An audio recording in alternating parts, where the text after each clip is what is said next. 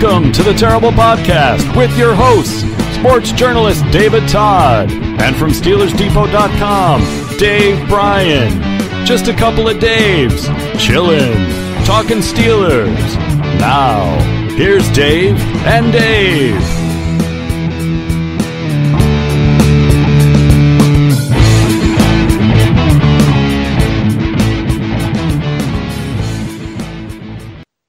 Welcome to the Terrible Podcast with Dave and Dave. He's Dave Bryan of SteelersDepot.com, the place to get your latest and greatest Steelers information. I'm David Todd. It's season 9, episode 29. And Dave, the real question is the Steelers season over? Obviously, it's not literally over. They got, they're 4 games into a 16-game season. But the way they looked yesterday, with Atlanta coming to town, the Steelers having to go to Cincinnati before the bye week, there's a legitimate chance they're 1-4-1, at which point it will seem like the Steelers season is over. What'd you take away from last night's 26-14 slaughtering, it really felt like, by the Ravens? Yeah, it really didn't feel like, I mean, it was 12 points on the scoreboard, but it felt like it should have been 22 or more points. Flack sure thought that in his first comments post-game. Disappointed that they didn't put more points on the board. Yeah, I mean, they should have hung, and I put this on Twitter last night, they should have put a 40 burger on them last night. I mean, they did. They left a lot of plays out there on the field. Now, obviously, the Steelers left a few out there, but not nearly the amount that the Ravens did. That's it's going to be a good litmus test for this team. Now, I'll tell you that. I mean, I don't know if the season's over because, I mean, look, I mean, you still have 4 divisional games left, and we've said it already a few times. I don't think, even though I think Cincinnati and Baltimore might be better than what I thought they'd both be this year. I don't think 2 teams are going to come out of the AFC North, and if that's the case, then that means all you have to do is win your division. It'll be interesting now to see, just for comparative purposes, how a few of these other teams in the division wind up going about and playing again. How they fare against other teams, not in the division there. Now, we saw Cincinnati and Atlanta really get after each other on Sunday, and that was, I mean, it almost had the feeling of whoever has the ball last is going to score, and that's exactly the way that one turned out. The Browns, they are good enough that they're going to win some games this year. I mean, they gave that. They're probably really kicking themselves this morning because they gave that one away to Oakland right now. I mean, for all practical purposes, the Steelers should be by themselves in the cellar of the AFC North right now. But your next four games are really critical now. We're gonna know the answer. And look, I put up something about last night's game, said, if you're blaming the defense, you're doing it wrong. And a couple of people jumped down my throat saying, this defense isn't good. That's not the point I was trying to make. The point is, and I said from the beginning of the season, I think people have been aware, for a long time. I mean, I said this in July. This isn't a good defense. It's not as good as last year's defense. We knew going into the season this wasn't a good defense. But we have talked about this being an elite offense for years. Dave said on last week, they should put up 30 every week. We could talk till we're blue in the face about the defensive problems. What happened last night on defense isn't something new. It doesn't mean there's anything good about it. I mean, getting beat over the top again and again when the whole charge this week was don't get beat over the top is pathetic. But the point is, we have an offense here in Pittsburgh now that the last 2 weeks has put up 0 second-half points. I don't know that I've ever seen Ben play a worse half of football. I think he might have been worse in the second half of this game than he was in the Browns game when he threw 5 interceptions, or he was in the Tampa game last week in the second half. It was awful offensively. And, we have felt, Dave and I have felt all along that a lot of the defense's ills will be overcome by an offense that can put up points. And if an offense goes out and plays like they did in that second half, after being so good the last couple drives of the first, or the last 3 drives of the first half when they put up, points, and points, I don't know what to make of it because that was a god awful offensive performance. I mean, the second half, I think 23 plays, 47 yards, an interception. They held the ball for 8 minutes. Yeah, the defense wasn't good. The defense didn't get stops, but the defense was also on the field the whole half. It was terrible. I had an old Ford Fairlane. Old Ford Fairlane of '64. That boy, it took some time to get that thing started, especially in some mornings. But boy, once you got it started, it ran pretty good. And as long as you didn't get it out on run it for a couple hours at a time. It seems like the Steelers offense. Every game it takes a couple of drives for it to get started, and once it gets started, it runs pretty damn good, But then once you run that thing down the interstate and open it up for a little bit, then it starts sputtering and all like that. I mean, that seems to be the thing with this offense. We have seen at different points. There hadn't been many of them, but we have seen this offense click. I mean, you go back to that final drive of the first half against Baltimore. I mean, against Tampa Bay. To that 2-minute drill that really was well within 2 minutes there. You go back to the 5-play 76-yard drive with 4:48 left against Baltimore last. Good drive. We know this offense has what it takes to get it done. It's just now the consistency of it. You can't even put consistency in the same sentence with that because it's just non-existent. So it's not like the talent's not there, like the play calling's not there. It's just they're not doing it, not near regular enough. Now I was thinking about, because I thought, boy, how are we gonna do this podcast today? When I was laying in staring up at the ceiling for 90 minutes, are we just going to sit here and just, do the listeners just want us to sit here and beat on individuals and the coaching staff for 90 minutes? And, maybe most of them do. But I thought when looking at Roethlisberger particularly, and you already just brought up how, second half just absolutely miserable. If I had been watching football, David, and this is going to be kind of two-layered here, so stay with me here. If I have been watching football since 2004, but there is some restriction in my viewing area or some licensing agreement where I never see a down of Steelers football, okay? And so thus, since 2004, I've watched a lot of quarterback. I've watched every team play, but I've never seen the Steelers or Ben Roethlisberger play. How would you describe to me how Ben Roethlisberger plays in relation to other things I have seen during his career? How would you paint the best Bob Ross picture for me here? Lots of clouds, some nice, some fluffy clouds. Yeah, I'm thinking about it. It's a good question. So I would say, if you didn't know anything, I would say a team dependent on the quarterback to win games, a team that starts slow, a team that can't find the deep ball, and the only thing they find of distance is middle of the field. So relying on receivers to get, big separation. How about his style of play? How about his style of play in particular? How would you describe? Let's take that. Let's incredibly inaccurate and conservative. I mean that Let's just take the last 4 seasons. Let's go back the last 4 seasons. What other quarterback would you compare him to, or what other style of play? I mean, try to paint me a good picture. I'm coming out saying, okay, I kind of get who that quarterback is.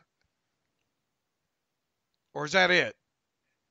I'm trying to think if there's a good one. I mean, Cam Newton, I don't know. I mean, it's so when you go back, say 4 seasons, it's hard for me to, there's been such good play by Ben in those 4 seasons, and last night was so bad in the second half, and some of this season has been so bad that the longer the window of time that you're referencing, the harder it is for me to put even a painting on Ben to paint his play. I mean, definitely not rhythmic, right? I mean, not a smooth passing offense. More of plays. Rarely the first read, right? Play seems to play better the more the play breaks down sometimes, right? And not to get off track of your topic, but we talk about how Ben never throws a guy open. The Steelers' lone touchdown last night, Ben made a great play. And it's one of the few times you'll see Ben threw a perfect pass, and AB made a great catch. It was a great play by Ben to stay alive in the pocket, and he threw his receiver open for a touchdown in the only place it could happen. It was a great play. Well, that single throw is probably his best throw of the season, right? Yeah, that's what I was thinking at the time. I can't think of all of them, but it was a great play and a great throw. I mean, you throw it where only your guy can get it. I mean, back shoulder, and you're trusting that your guy is going to get that ball. At least you're giving your guy the chance to make that catch. Okay. Look, it hasn't all been bad. His deep ball is obviously struggling. Now here's the second part of that scenario that I wanted to go with.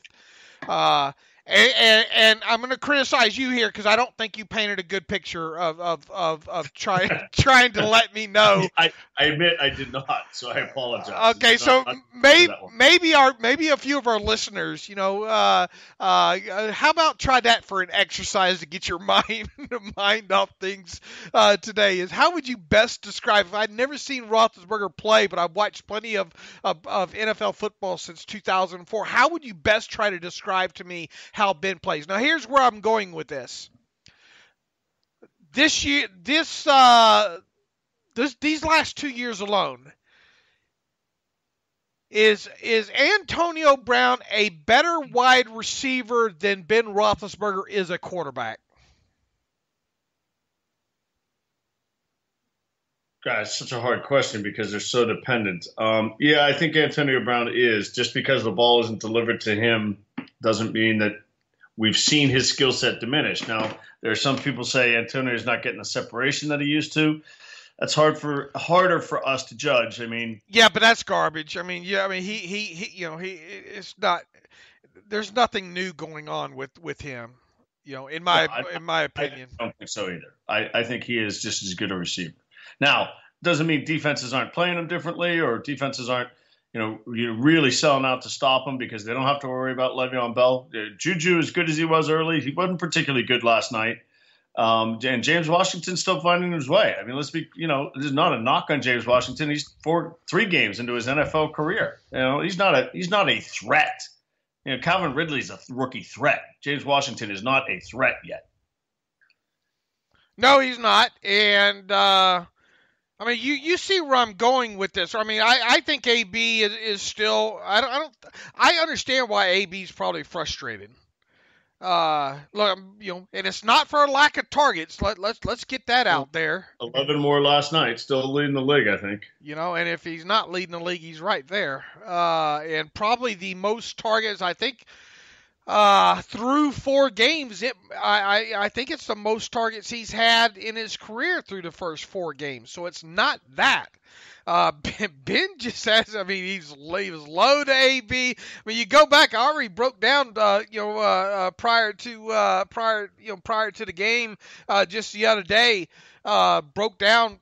The incompleted passes to AB, and they haven't been pretty on Roethlisberger has just as much to do, if not more, with why AB's stats are down so far this year than anything else, and he certainly didn't help the cause with several of those throws last night. About Juju, I think Juju's playing great this year so far. I mean, he definitely has the stats, but one thing that I think's become apparent with Juju is his hands. He's double He's double catching. Just go back to that big catch he made against Tampa Bay, on Monday Night Football, where Grimes is undercutting. Juju double caught that. Okay. Yeah, not for those who don't know exactly what that is. It's just not catching it clean. And the one last night kind of hits him in the face after it hits his hands. Look, I don't know. Carr might have knocked it away either way. But I guarantee you, if he catches that clean in his hands, it's going to be a lot harder to knock it out of his hands than it was the way he didn't catch it. And I posed this on Twitter. If that's James Washington, does that ball get knocked out? You're right. James Washington showed it, particularly on the last catch of the night. James Washington on the sidelines, ball above his head, just kind of caught it with two hands, clean, and put it down and ran. I agree with you. Washington looks like he's got very clean, strong hands.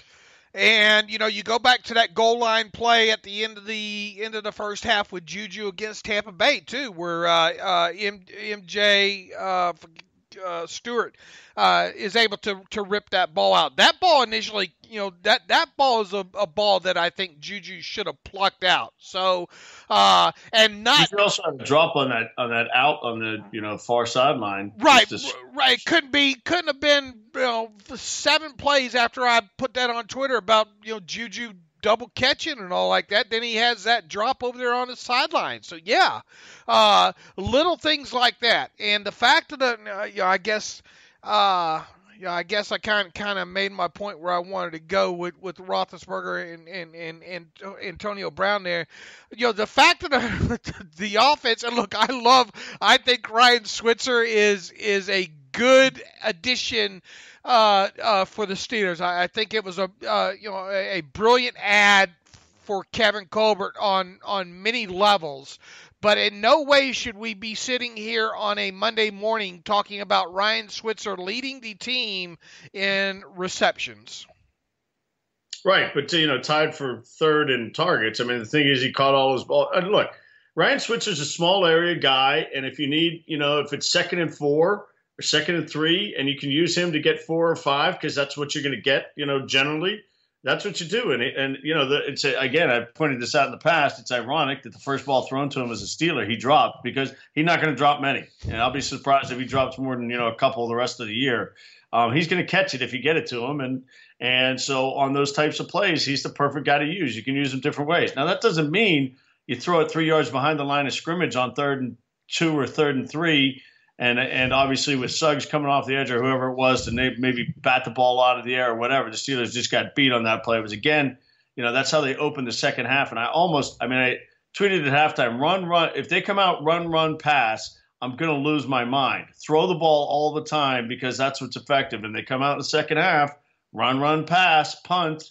And, a game that's 14-14, it was the time the Steelers had to take a lead. They got the ball twice. With an opportunity to take a lead in that game and start the second half. And, I don't need to tell you, they didn't put up any points in the second half. So they never did take that lead and never put the defense in a position where they're playing from ahead. Nobody's giving the defense a hall pass. You get smoked early on two long passes and, you've already put your offense in the hole. So it's a team effort. It is a team effort. Coaching staff, defense, offense. It has been special teams at this point in the season. I know people are critical of Barry's punt to the 19-yard line. Look, listen, Barry had a punt late in the game down to the 6 where the Ravens shouldn't have made the fair catch. A couple punts. We don't need to kill the special teams in this game. Switzer had a good kickoff return, forced the Ravens to maybe do some things differently. So, and the Steelers would have had a punt block. Alex has pointed this out many times. Danny Smith does a great job of scheming on punt blocks. DHB coming up the middle had a clean block in what would have been, at the time was, I think, a tie game, which would have been a game-changing play. And, to the Ravens' credit, as whoever it was on the commentary said, there are times when there are good penalties. That was a very good penalty because he's getting a punt block. Unfortunately, DHB got hurt on the play. But we can give the special teams a pass in this game. That's not what cost them the game. It's the coaching staff and the offense and the defense responsible for this one. Man, when you hand me the stat sheet, if I hadn't seen the game at all, and I look down and I see the Ravens were 8 of 17, which is 47% on third downs, and the Steelers are 2 or 12, and then you show me the turnovers, it's easy to pick a winner. What was the answer to your Ben question? What was your answer? What were you looking for? About Ben, if you hadn't seen him play and you did, what were you going I just not very rhythmic. It's almost like he doesn't have a very good idea on a lot of plays of where he wants to go to the football, go with the football based on what he sees across from him. For starters, there are a lot of times where it looks like he's not comfortable or doesn't know where he might want to go with things. You see little things like, we can start walking back through the game now. With that first drive and the first touchdown that the Ravens had there. You see teams, and even Patrick, you go back and you watch that tape from against Kansas City and the way they did their offense. You see the quarterbacks do little things pre-snap to get the tips that they're looking for, moving guys around and stuff like that, and getting the perfect matchup, and then knowing and going generally right where those mismatches are. You last night in that against the Ravens, you see pre-snap on that first touchdown.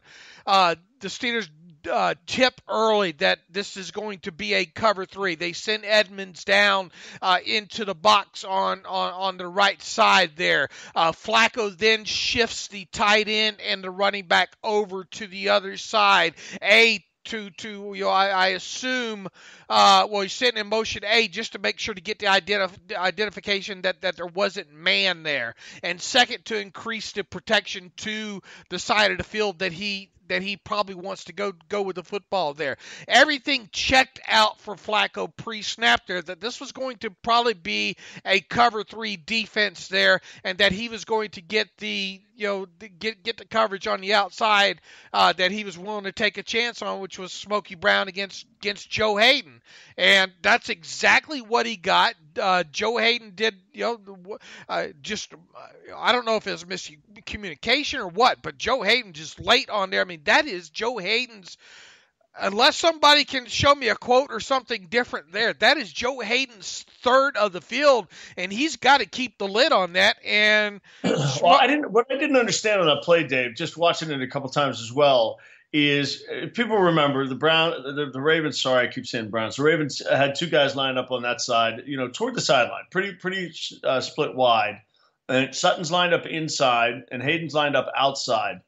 And I didn't understand why Sutton came off the line of scrimmage heavy on outside leverage, because he's only 3 or 4 yards from the boundary, and whoever was the wide guy for the Ravens, it wasn't Snead, so I don't know. I'm not sure. It wasn't. It might have been Crabtree. It could have been Chris Moore. The wide guy runs just a 4-yard stop, and obviously the inside guy is John Brown, and he blows by Sutton, and Hayden kind of drops off the outside guy and runs with him, and so they're both running with him side by side. So I don't know. It was an odd coverage setup.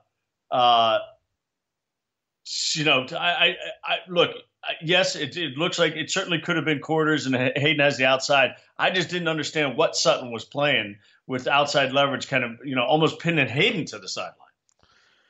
Well, you see the safety come into the center of the field there, and you see the way the second level's dropping into zone. That to me, and we'll see what the all-22 says, but that just screams cover 3 in that situation. Now, the only thing I think that maybe Sutton was, you worry about a kind of getting beat in the seam in that situation. But to me, you got to have to have your deepest guy on the deepest third of the field run that, and to me, then Sutton's got to be the one that becomes the outside flat, dropper there. So I don't know if there's just miscommunication there or what, but I mean, it wasn't that, because you look at the other side of the formation, there was nothing really going on the other side of the formation there. You could really almost cheat your safety more to the to that side of the field, the field side of the field as well too there. But to me, he's never getting there on that throw. But the other thing about it is, just think about play design. If you're the offensive coordinator, if you know your guys are going to line, if you're correct that either it's quarters or whatever it is, the two corners have that side of the field. I mean, that's the obvious play design, is put the outside guy under pressure of stopping his guy in the flat and sending the inside guy to run a corner, basically, a fly to the corner. And then the outside guy has to have immediate recognition, and then the inside guy is kind of out of the play if he doesn't get a jam. I mean, so the Steelers, we don't see them up at the line jamming guys very often. They didn't do it on that play. And obviously, John Brown just taking a flyer on those two guys. And if there's one step of hesitation, either Hayden just doesn't read Brown right, or, if that's his fault and his read, whatever. I mean, those guys, they recover pretty quickly, but that just shows you get two guys running, and as they say, even and leaving. And that's clear. And, give Flacco credit. He made a perfect throw. He had time, and he made a perfect throw. If on the replay, even if you pause it, both about the 10-yard mark, both Sutton and Joe Hayden are looking straight at Flacco. Their backs are to the Steelers sideline. They're just opening up, starting to run. And if you go back and you piece all this together, if you had a camera on Flacco at the same time, he does a great job of looking right off to the center of the field. And he has. They show that a bunch of times, and I'm looking. I have a stop still frame right now where Brown's on the 10 and the two guys are on the 12, and they're looking over their shoulder for the football. No, but back it up even further than that. Back it up right up at the 10-yard mark of the route, and you can see both of them. Talking about Hayden and Sutton are opened up and both looking at Flacco. And it's almost like they got froze in that moment there, because John Brown is going full speed at that point, and he's almost even at the 10-yard mark. Huh? Oh, the 10-yard, so the 20-yard line. Right. Well, the 22 actually, or 22 and a half. Yeah. I mean, look, and again, people don't he made the right throw. He made a perfect throw. And it was, it made it look so easy. But as we've seen, those are throws that Ben hasn't made this season, outside the numbers down the sideline. We haven't seen Ben make those throws. And Flacco, if there's one thing, we joke about Joe Flacco Elite a lot. Well, Joe Flacco Elite was a lot better the two quarterbacks yesterday. The one thing he does consistently, and obviously he's had a great start to the year, is he throws a good deep ball, and he looked good throwing the ball. He looked good throwing everything last night. The ball looked good coming out of his hand last night. And there was a couple, you want to talk about, Hayden was both, I think, the GOAT and the hero last night on a few of those plays. Great play on that deep ball down the middle. Yeah, well, there were a couple of them, right? I mean, look, the deep ball, even though they probably should have connected. Talking about the Ravens, probably should have connected a little bit more in that game. I think they were 2 of 6. What did I write on the Twitter machine? Flacco's 2 of 6. They never tested Artie deep down his side of the field either. I think of the 6 passes that were tabulated as being to the left side of the Ravens offense, all of them were under 15 yards in distance past the line of scrimmage there. So they didn't really even go after Artie yesterday. They early in the game after the touchdown, they caught Edmonds once again in what looks like a cover 3 look. They knew. Yeah, Collinsworth got that one right. I mean, that's just what's the point? What the hell is the point of standing back there if a guy's going to get behind you? Well, they had max protection. You have really one one vertical route to contend with. One. Right. You're 25 yards from the line of scrimmage, and a guy easily gets behind you. I mean, it's just I mean, look, I'm not going to, the kid's learning his way, but here's your job. You're the center fielder. Nothing gets over your head. Well, it was, I'm not forgiving the kid either, but it was like a little corner post route. He got a little bit. He got across his face, and he was done. Right, he got a little juke there, and then nothing from the Steelers side. Flacco had plenty of time to, but it goes back to what I'm saying, David. They get enough pre-snap keys for what the Steelers do defensively. And they attack it. How many times do you see where you know that outside of maybe a 2-minute drill or something where you see Roethlisberger be able to run through some checks like that and go exactly where maybe he wants to go, where the weakness in the defense is. Not saying that it doesn't happen. It's just not as visible as what we see other offenses do to the Steelers defense. Okay, so this is a really good point, and so let's address the elephant in the room that maybe we're not addressing. Is we've never said Ben's the most cerebral quarterback in the NFL, and we've been attacked along the way for that. It's just fact. Okay, so but Ben has a physical skill set that is unique to a lot of to the NFL. He's got a strong enough. He's got a strong arm. And he's got a pocket presence that, very few guys can have a pocket presence like Ben, and an ability to extend plays. So if Ben's skill set is deteriorating, and we have said for years he likes his guys college open, and ironically last night he threw a guy open, but that's not his skill set. Is there a chance we have a quick deterioration? I mean, look, he was really good in the first half, so I'm not burying Ben Roethlisberger here, but the erratic nature of his play. He was terrible in the first half against the Browns. He was terrible in the early in the first quarter against the Chiefs. He was terrible in the second half against Tampa. He was terrible yesterday in the second half. The erratic nature of his plays is the Ben Roethlisberger era. Is there any chance that Ben Roethlisberger era, I've said it's through 2020, no problem. Have I maybe overstepped it? Oh man, you wanted me to paint with one of them broad brushes, aren't you? Are we seeing a deterioration in the skill set of Ben Roethlisberger, or is he just having a bad run? I just think it's look. Or our defenses have they learned something that that we haven't seen them learn before? He still has it. Is that what you're asking? Does he? He said after the Jacksonville game last year. Oh, maybe I don't have it anymore. Joking, sarcastically. He still has it.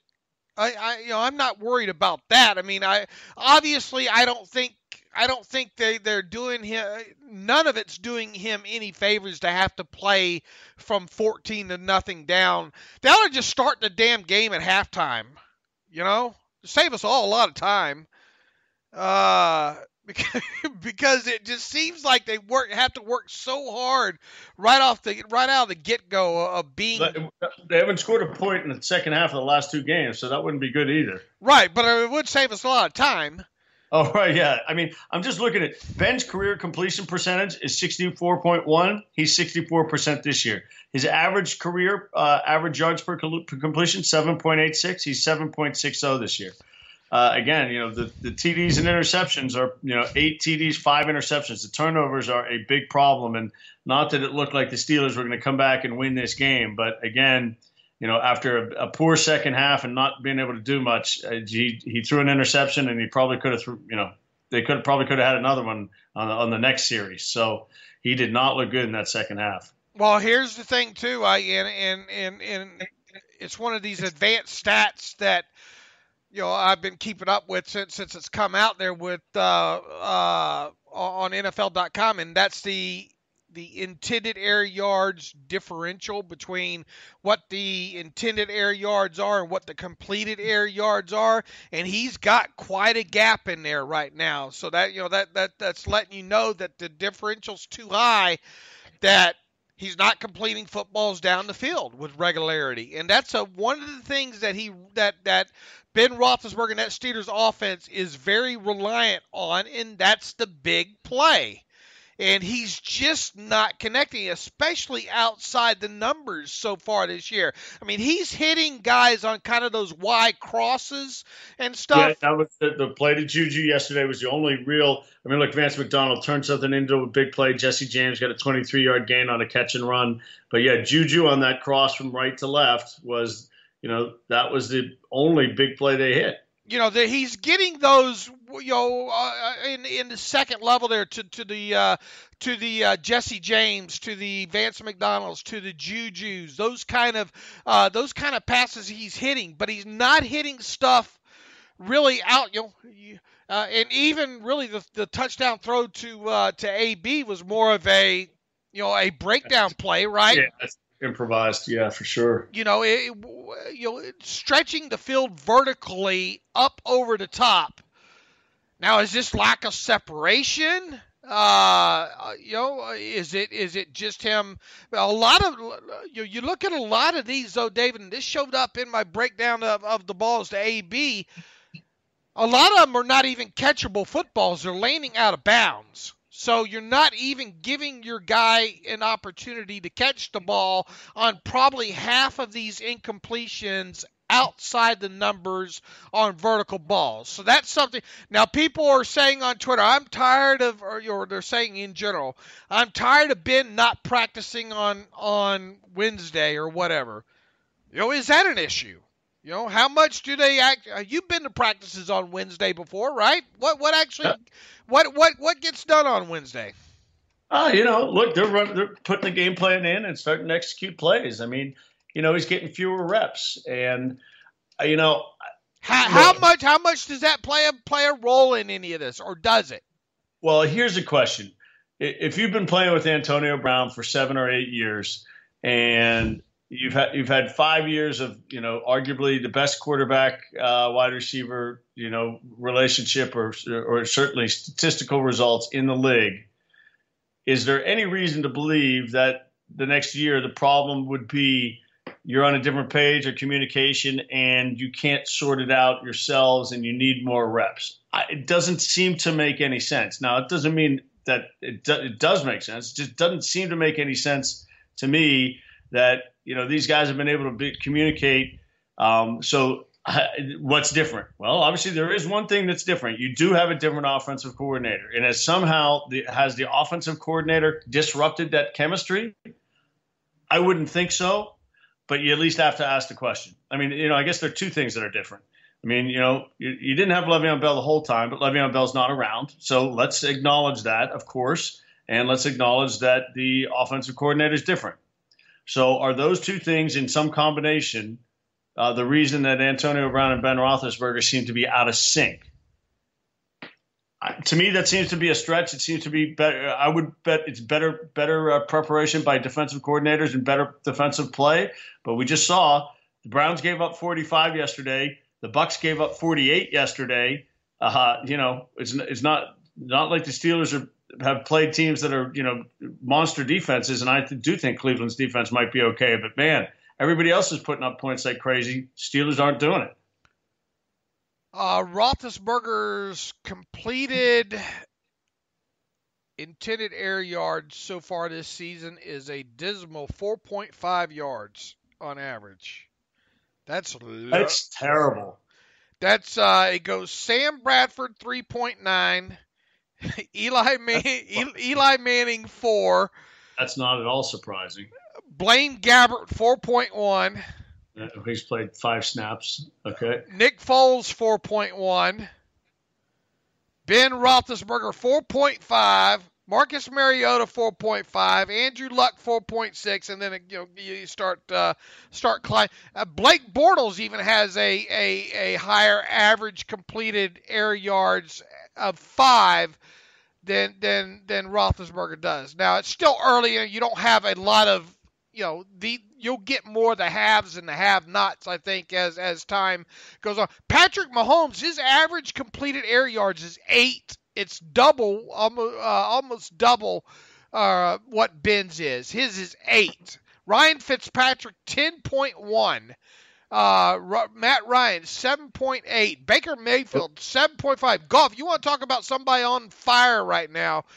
Goff, his average intended completion yardage 7.2, and his average intended air yards is right there on top of it at 8.3. So he's hitting all over the field.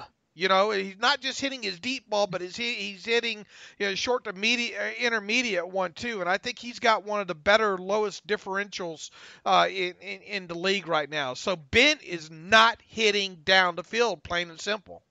Yeah, I mean, look, Mitch Trubisky, who looks like, of all the quarterbacks taken in the past couple of years, hard to judge too many of the guys this year. I'll grant that. 4 of them are starting, though, already.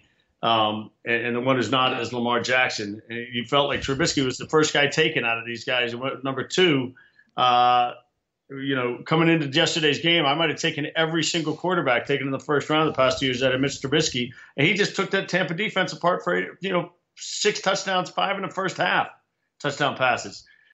Steelers didn't put up any points against that defense in the second half last week. Roethlisberger's aggressiveness percentage is 12.4%. Only 4 other quarterbacks have lower, and believe it or not, Aaron Rodgers is 10.9% aggressiveness. And Mahomes isn't very aggressive either. Just because you're not aggressive doesn't mean, because look, a lot of Mahomes hasn't had to be aggressive on a lot of his throws, right?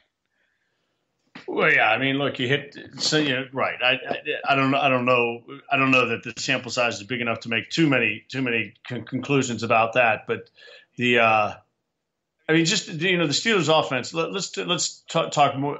We don't need to go play by play through this game. I mean, the Steelers got behind early. We know how, and the Steelers tied it up, and then they didn't do anything in the second half. I mean, we can.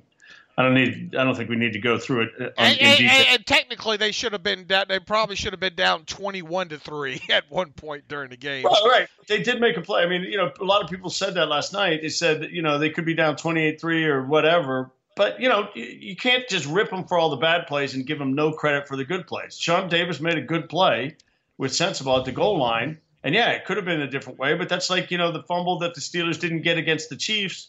If they get that, things obviously are different. But don't penalize them for plays they make. Don't discount them. So they made the play, and it mattered. And from that point on, and we can, debate about why it was exactly, but literally from that point on, the Ravens scored 9 points. It's not a lot of points. I mean, Steelers gave up 23 points. And sure, the Ravens maybe drive for a touchdown or do things a little bit differently, and they certainly didn't get off the field. But at the end of the day, the scoreboard said 23, and the Steelers should win every game, or at least we've said they should win every game where the defense holds somebody to 23, and they put up 14. What were you thinking at halftime, 14-14? I was looking forward to a really interesting second half. I thought they would win the game. Because all the momentum's going clearly their way, like it was in the Kansas City game when they came back to tie it up at 21. The defense had done a little bit better. They got the turnover and stopped them at the end of the half. The offense looked great. Boy,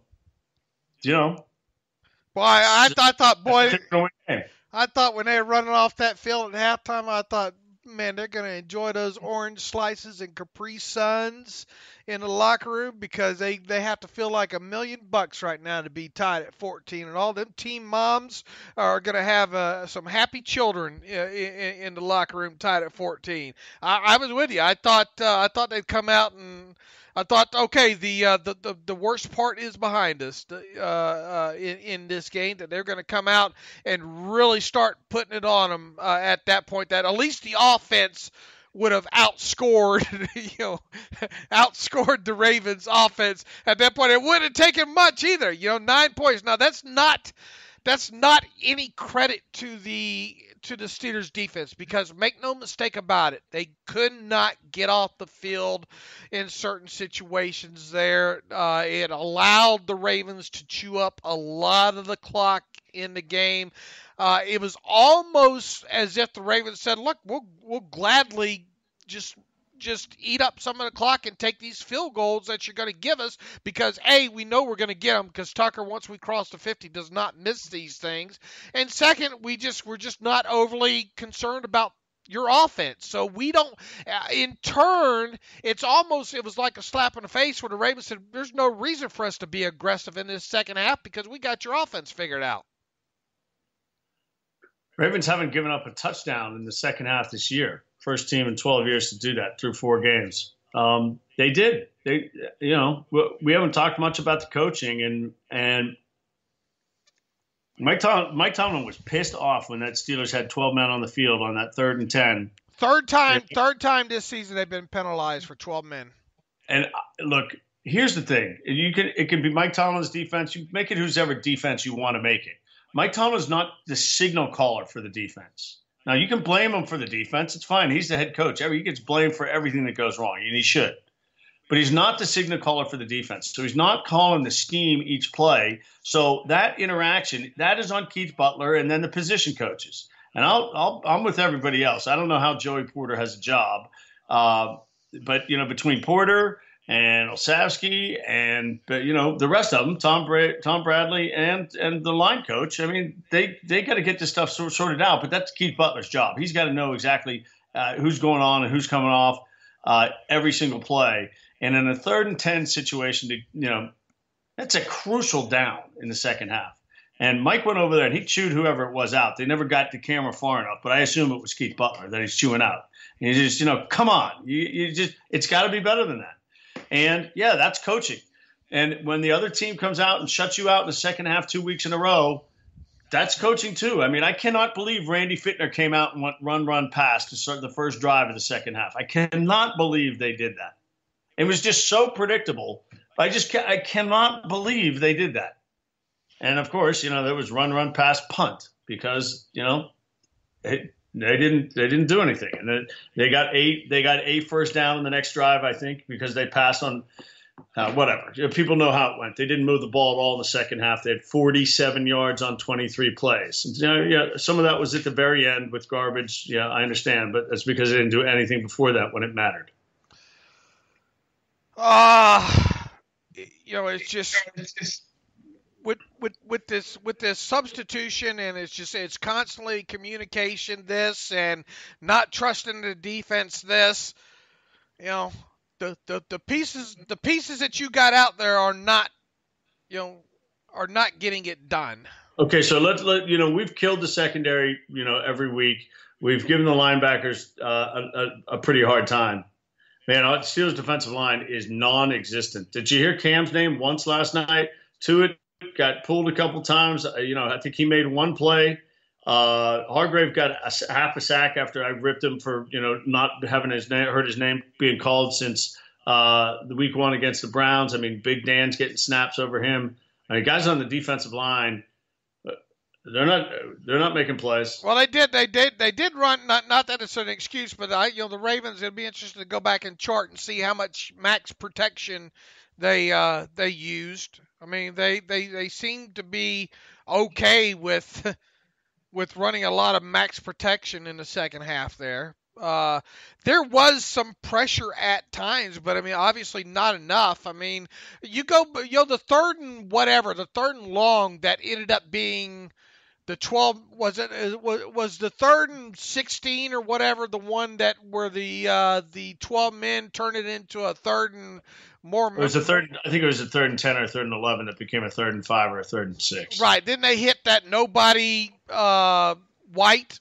Flacco hits a nobody. They ran all slants on that, and I just little things like that. But I mean, you asked a good question. Let's back up to the beginning of the show here. I mean, where is this team right now? I mean, things don't magically change. The thing that going back a couple years ago with the defense, the rookie season of Burns and Sean Davis, we saw a very dismal first half of the season, and then we started to see things start to come in line better. Not, obviously, Yeah, the end of season 1. Yep. They got better on defense, which you could say, well, how could they get any worse? So I guess that could be an argument there.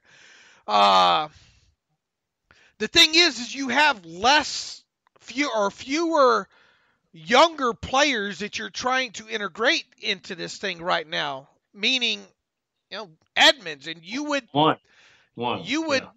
think that, assuming Morgan Burnett gets over this groin injury, that when he comes back onto the field, that Edmonds is going to go sit back down on the sideline for a little bit, except for some dime, which, by the way, Nat Burry, that's just having Nat Burry on the field for dime is pretty useless at this point. Well, yeah, it goes back to if you're missing a guy like Hayden and now they're missing Hilton, I mean, that's a big loss for the Steelers.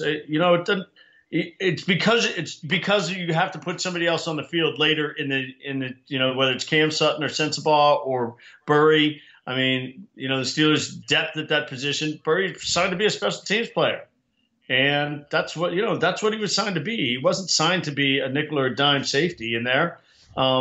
And he's been asked to do it. And he got hurt, so now they're going to have an issue. Now you might have Marcus Allen in there. You might have Dangerfield in there. Well, you don't. Well, let me tell you, you don't.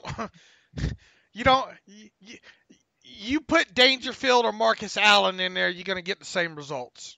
I know it. That's why they're behind Burry on the depth chart, obviously. But if he's hurt, somebody else is going to be. Well, in there. you know what you do now at this point, God bless him, is you got to get Matthew Thomas on the field, and you got to make him more of a.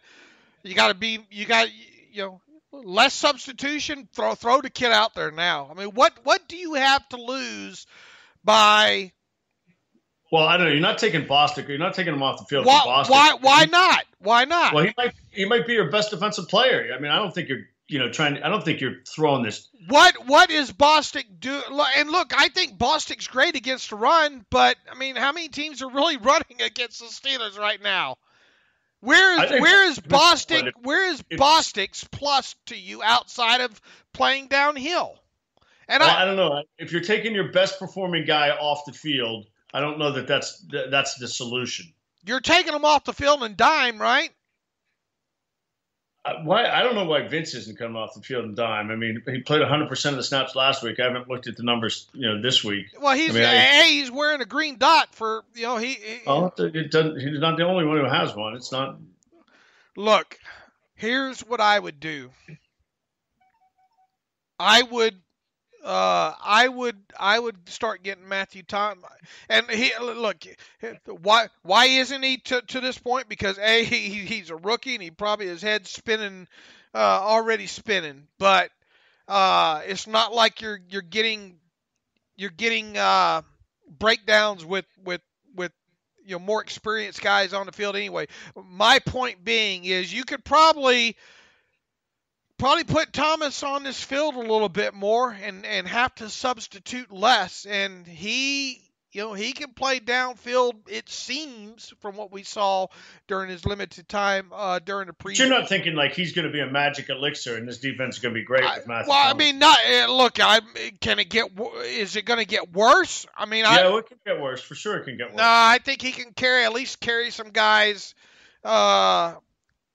I think that wasn't the issue yesterday. It wasn't, linebackers getting beat up the seam. No, like I said, they didn't. The Ravens attacked more of the middle of the field in shorter areas this time. Yeah, they went up to Joe Hayden and ran a lot of crosses, which finally they stopped because they had the linebackers step up and play zone, and we saw whoever it was on that far side make a hit on Willie Snead for the first time. I mean, if you have Bostic running after Willie Snead on a crossing route, I don't care if it's Bostic or Matthew Thomas or Luke Kuechly, you're going to lose every time. I just think, before too much longer, and especially, man, if you don't get Burnett back here, you better hope Burnett's healthy for this game again. Who did you watch any of that Falcons game? I watched all of it, yeah. I mean, Ridley, Julio, Sanu, that Hooper, their tight end, can get Yeah. vertical on you. They've got a couple of running backs that can do some things. This on paper, I mean, I would obviously be more scared of the Falcons' wide receivers and quarterbacks than I would the Ravens, right? What the hell? What the hell are they going to do to the Steelers' defense? Oh yeah, no, obviously the Bengals lost Tyler Eifert, but yeah, both teams are more scared of what they bring in the passing game than with the Ravens coming into this. I mean, Calvin. Speaking of which, Dave. Speaking of which, I was just taking a look to see. I'm sure. I would think. I'm 100% certain that the Steelers won't be favored next week when they take on the Bengals in Cincinnati. But this week, go ahead. Do you want to take an early guess at what the line? Maybe you've looked already. Yeah, I always look at those, like 4.5. Yeah. I'm not sure all our listeners know who's favored. Oh, the Steelers are. Yeah. Are you surprised at that line? Oh yeah, absolutely. Definitely on the road, and no. They're home. They're home with Atlanta. Oh, hold on a minute. Yeah, they are. I figured this line would be 1 or 2 after the Steelers' performance this past week. I really thought that's what it would be. I'm very surprised that it's above 3. Yeah, I mean, it doesn't. It certainly doesn't make sense. Well, I don't know why I thought they were. Hold on a minute here. Let me pull something up. Yeah, I don't know why I thought they were on the road for some reason. But yeah. Well, let's. So our folks at mybookie.ag. If you've been betting against the Steelers through 4 weeks, it's been easy pickings. Really, the Tampa game. I guess the Tampa game they ended up covering, depending on where you got your bet. But you'd be if you bet against the Steelers, you'd be 3-1 thus far. And of course, our buddies at mybookie.ag, they get the whole thing set up, very easy to use. They get the mobile website. They've got fantasy stuff, overs and unders. Dave keeps killing it in fantasy because he's got the Atlanta wide receivers going every week, and Calvin Ridley and Julio Jones are smoking hot. Even though the Falcons season might well be on the line at Heinz Field next week because they're 1-3, and their offense looks great, and they're 1-3. So these were 2 teams that were supposed to meet in the Super Bowl, right? Yeah, these are 2 Super Bowl teams meeting for their. They're going to have their Super Bowl at Heinz Field on Sunday because one of them is going to be done when they lose this game. I mean, it's tough. Either 1-3-1 or 1-4. That's a deep hole to be coming out of at this point in the season. But you can go to mybookie.ag, and of course, if you haven't gotten involved this season, you're waiting for the first month to go by to get the pulse of the league. Now's your chance. You make an initial deposit up to $1,000. They'll match your deposit. So you just put in the promo code TERRIBLE for the Terrible Podcast. We get a little credit for that. So check that out. And, of course, we've been talking about this special.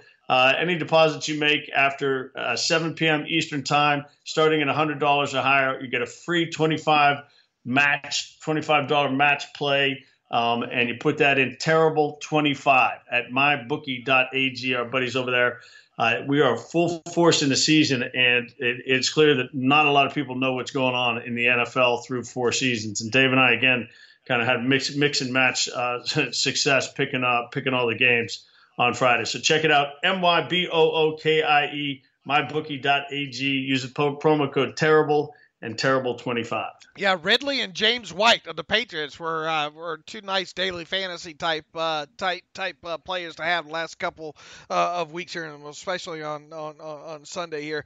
I don't know why I was thinking Falcons. I had the games flipped in my head between the Bengals and the Falcons. They play the Falcons at home, and they play the Bengals on the road. But look, I mean, that Cincinnati offense, even without Tyler Eifert, they're able to move the football there, and that Falcons defense without those safeties there, you would think, and that's probably a dangerous thing to do at this point. I mean, you would think the Steelers offense would be able to attack and move the football down the field there as well.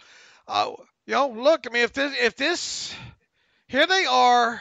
I mean, I surely didn't see them being 1-2-1 after 4 games, and they better be 3-2-1 heading into their bye. Yeah, and that looks like a tall task. There's more likelihood of them being 1-4-1 than 3-2-1. And if they're going to lose a game, they better lose it to the Falcons, because your division could be out of your division here by week 9, and some will say that they're already out of it. But I mean, you go Cincinnati, bye, Cleveland, and then Baltimore, and at that point you only have one divisional game or 2 divisional games left. No, 1 divisional game left at that point, and that's the Bengals to close out the season. So, are you really going to be reliant that you can win, that you'll take matters into your own hands in week 17? No. So, you better go 3-0 in these next 3 divisional games, and boy, if you want to have us having some optimism, then they better go 4-0 in these next 4. And I don't know of anybody that would bet on that right now. At least at that point, you would be 5-2-1. I mean, is there any reason to believe that this team will rattle off 4 wins in a row? No. Is there any chance okay, so let's just get a couple things here as we wrap up. Any chance any dramatic changes are made in personnel? Yeah, is there anything to do? I'd go ahead and cut Jordan Berry. I'd try to get something done there for starters. I mean, that's insequential. I know. Is there any chance? I mean, what else? Firings in the coaching staff, but are they like we talked about it before. There's no one to give the defensive signal calling to except Mike Tomlin. He's not going to take over the defensive signal calling, so I can't see that happening. Is there any chance somebody helps Randy Fichtner out on the offensive side? Does that need to happen? It's not. I mean, no, it's not. Not going to happen. Okay, no. So is there anybody in the lineup who needs to be replaced? Does Stephon Tuitt need to be benched? Does Ali Villanueva need to be benched? Does anybody need to be benched? No. I told you the change I'd make. I mean, you didn't like it. Matthew Thomas plays a little bit more. Okay, so that's it though. That's all you can do. Jalen Samuels need to get some run. Is there anything else that they can look to do? No. I mean, they are what they are. You paint the barn whatever color you have right now. Yeah, and how did you think the offensive line played yesterday? I didn't think it was. I don't TV angle 2 times through. I didn't think it was awful. No, it's average, right? I don't think the Steelers tackle play has been particularly good. I think DeCastro's still a beast. Pouncey's solid. Ramon's been fine. I just don't think the tackle play. Look, it's not easy playing tackle in this league. I get, we get it. That's not why the offense did not move the football against the Ravens was not because of their offensive line. No. So terrible quarterback play in the second half. Defensively, the defensive line was. I don't think they did. Here's the play. Lamar Jackson came in 1st and 10 on the 12 or 13 yard line in the first half of that game. And I watched the play about 5 times right after it happened. And Vince gets run out of the play and pushed down the field. T.J. Watt gets overwhelmed. The other 2 guys, Tuitt gets run over and Bostic gets run out the far side. And they all got dominated on the play. And Lamar Jackson, just on a play, pretty much you should know Lamar Jackson's running the ball and he's just attacking the line of scrimmage. He goes for 8 yards. And it's just like the 4 guys who were supposed to make the play were washed out of the play. Either blocked out or didn't take the right angle. It's just happening too much. Well, back up and thank God they got the timeout called on that first. Oh, the other one, on the one earlier, midfield, because he was gonna, he might have gone the distance. Yeah, that was that. But they did call the timeout. I give them credit for that. At least they were smart enough to call the timeout. Right, but they weren't lined up right. Right, they weren't lined up right for sure, and that could have very easily been a home run there in that situation there. Look, I mean, really, what are you going to do? You're not bringing anybody off the street, Or you're seriously not going to bench Stephon Tuitt. You're seriously not going to bench anybody else in that defense right now. No, I mean, look, Cody Sensabaugh made a couple plays in the game. Hayden made a couple plays. I mean, we've talked about the 2 touchdowns, so fine. They got smoked on the 2 touchdowns, but other than that, I mean, look, the 1 touchdown was a result of a turnover, and as good as Vance McDonald was, kind of like James Conner in week 1. James Conner had a great game, but he had a touchdown that was really a turnover that was really costly. Vance was great in this game, but he had a turnover that was really costly. I mean, it's just fact. And so, short field, they give up a touchdown, and then they give up the bomb. And yeah, they couldn't get off the field, but they only gave up 9 other points. They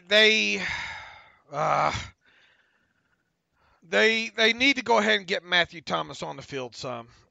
All right, but I'm amazed that you think it's going to be I'm not saying that's going to fix anything. I'm just saying you might as well start going in that direction right now.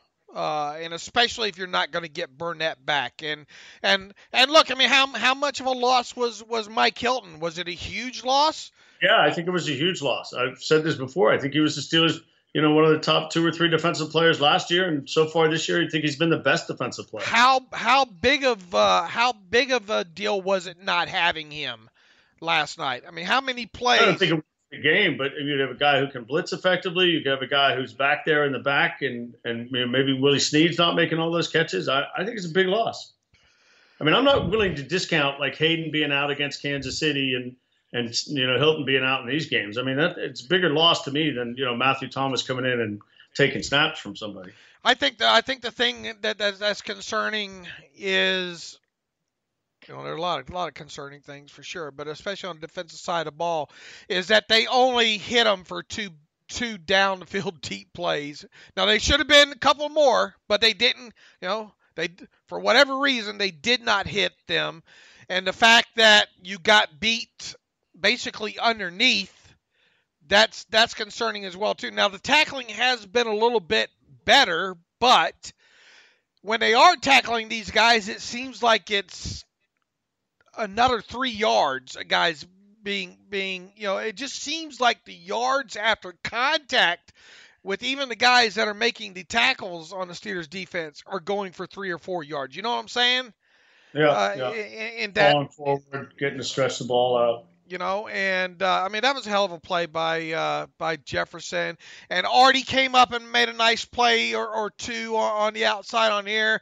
But, you had Bostic miss in the backfield. You had Dupree miss in the backfield. If you would have told me they held the Ravens to 26 points, if you would have guaranteed me they would have held the Ravens to 26 points last night, I would have told you Steelers won that game.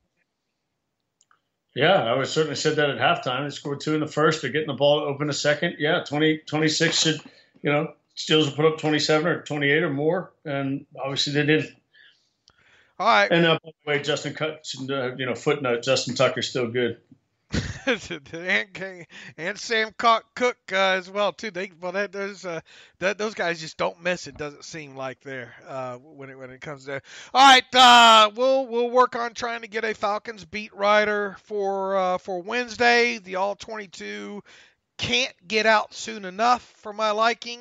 Or never, or not at all. Because I really wanted to get through this and digest it. Look, they got the best way to describe that game, Sunday night was they got out everythinged. I mean, yeah, no doubt. Plain and simple. I mean, offense, defense, special teams, all of it.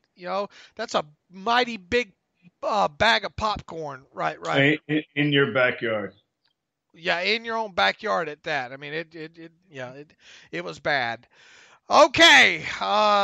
In the meantime, you can follow me on Twitter at Steelers Depot. You can follow David Todd on Twitter at David M. Todd. Follow the show at Terrible Podcast. Email the show, theterriblepodcast at gmail.com. If you like what we do and you feel sorry for us right now at this point for having to you have to do it. For having to go through this stuff 5, 6, 7, 8, 9, 10 times. Go to SteelersDepot.com, hit that donate button upper right navigational bar.